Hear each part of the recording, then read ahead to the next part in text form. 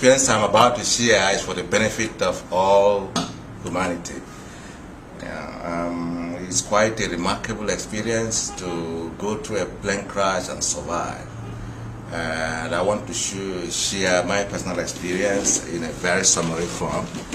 Basically, when you enter into an airplane, it's a sorry, Mr. Emmanuel, before you go further, can you tell us what happened that day? 2 minutes. In 2 minutes. Okay.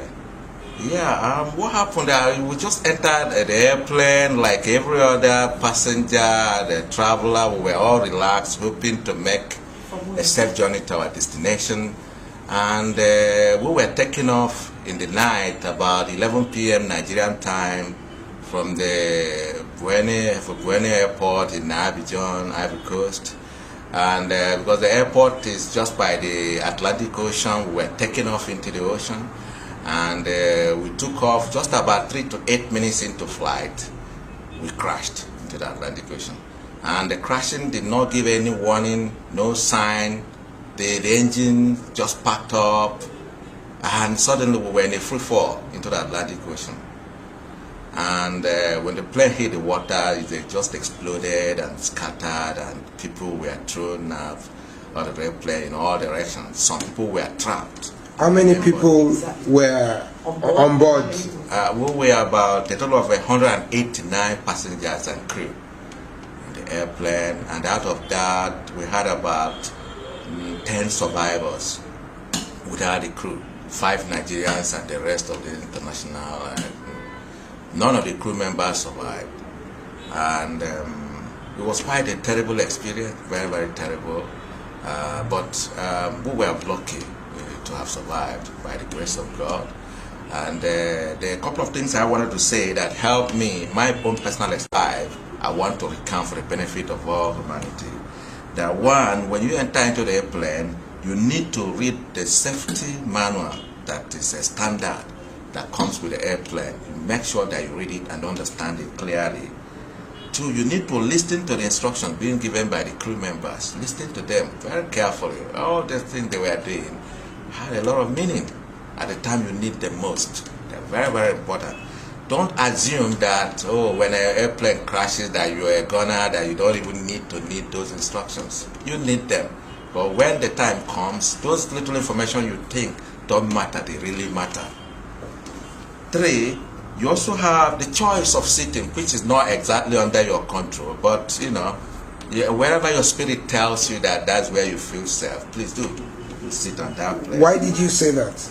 Yeah, because the reason why I say that, because you know, in that particular plane, when I came in there, the place that allotted to me, my spirit didn't quite accept that place, and I decided to move to the particular location where it was comfortable to me, mind-wise, where my spirit really accepted, and that way I sat.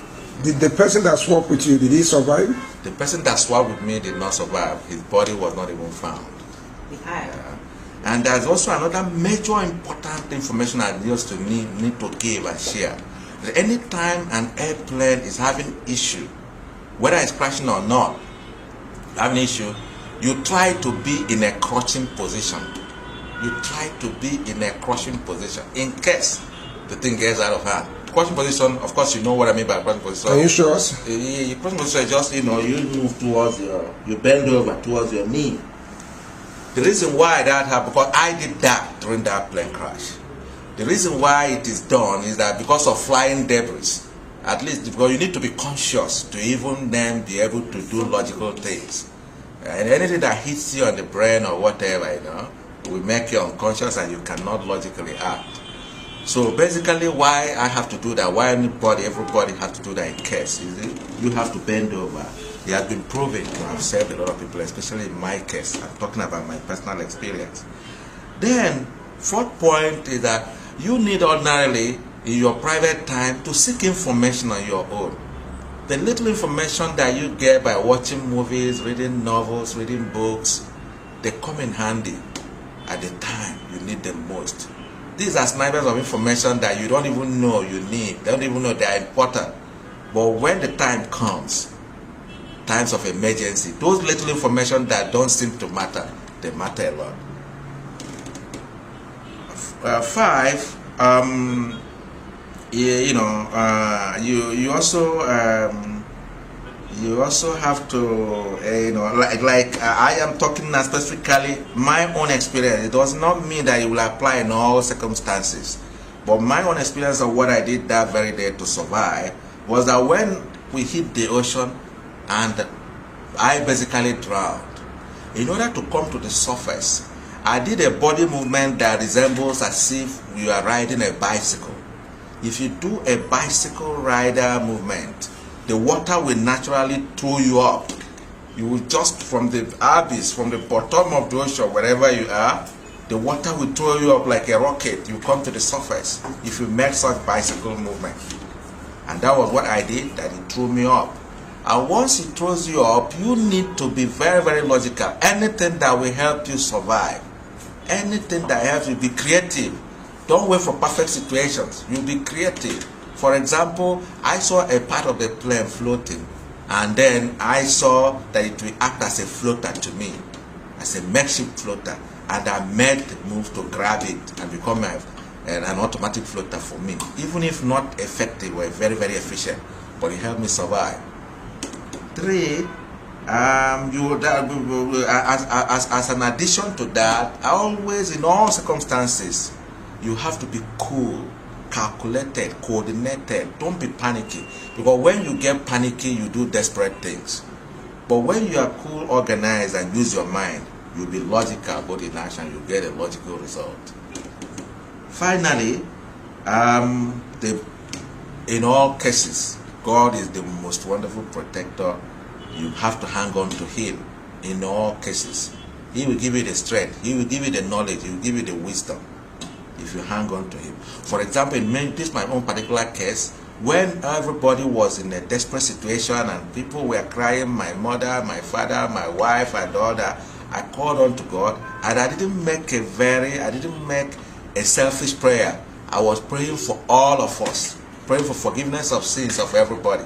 It's not that I'm holy or that I'm the best of men in terms of being right before God, but that was my state of mind, that all of us should be salvaged. And I prayed a non-selfish prayer. So likewise, I will also advise that in a situation like this, pray for everybody, not only for yourself. That's it, my brother. Mr. Madu, prior to the crash, could you swim? And in your tips, we probably missed that out. Would you encourage people to learn how to swim? swim? Yeah, okay. Prior to my this thing, I didn't know how to swim. I don't know how to swim. And knowing how to swim is not a necessity. It's not even an advantage in situations like, because you cannot swim in the ocean. Ocean are nautical miles away. How long can you swim? But all you need to do in this kind of situation is to find a floater, anything that can help you keep afloat, that will conserve your energy, and then you wait for rescue, which will definitely come.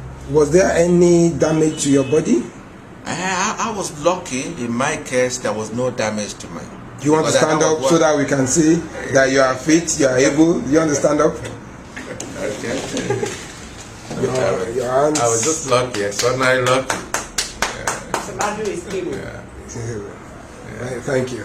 All right. Yeah.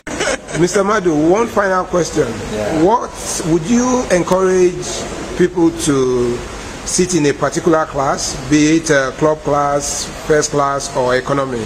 But being that you are giving us your experience, what class were you on that fateful day? Yeah, actually, I was in the economic class. But from my experience, what I see there, when this kind of thing happens, is irrespective of class, because the entire body of the airplane is under tension. And the pilot himself did not make it. The pilot himself that is out there died. So it doesn't matter where you are. You know, this whole thing is just a question of providence and, you know, your own personal contribution. Because I can tell you that my survival is not only about providence. I also put in some personal effort directed by God. First of all, you have to be, I keep saying, quiet, collected, and confident that you make it. Confident to test out your capacity. And this applies to issues of life as And well. it applies to issues of life. Don't give up.